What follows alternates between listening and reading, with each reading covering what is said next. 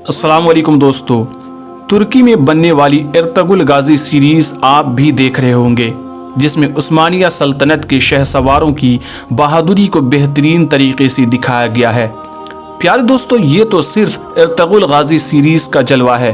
अगर आपको इस्लामी शेर खालिद बिन वलीद की बहादुरी और शुजाअत दिखाई जाए तो आप अपनी उंगलियां चबाने पर मजबूर हो जाएंगे। आखिर कौन है ये खालिद बिन वलीद?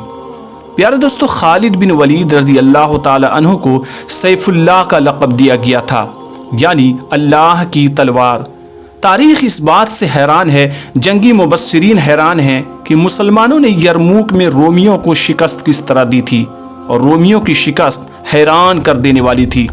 इस बात के बाद बैतुल मुक़द्दस पके हुए फल की तरह मुसलमानों की झोली में आ गिरा था। ये सिर्फ और सिर्फ इस्लामी शेर खालिद बिन वलीद की जंगी चालों का कमाल था। यरमुक की जंग में खालिद बिन वलीद ने जो चालें कामयाबी से आजमाई थी, वो आज तरक्की याफ्ता मुल्कों की फ़ौजों की ट्रेनिंग में शामिल है। खालिद बिन वलीद ने कभी भी इस बात को तस्लीम नहीं किया था कि मुसलमानों की तादाद ज़्यादा है और हथियार भी बेहतर है और मुसलमान थोड़े हैं, तो ऐसे में दुश्मन के सामने आना ख़तरनाक साबित होगा।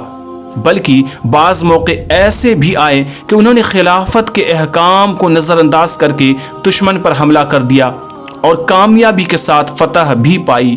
ये ईमान और पुख्तगी का करिश्मा था। ये इस्लाम और रसूलुल्लाह सल्लल्लाहु ताला अलैहि वसल्लम से इश्क का कमाल था।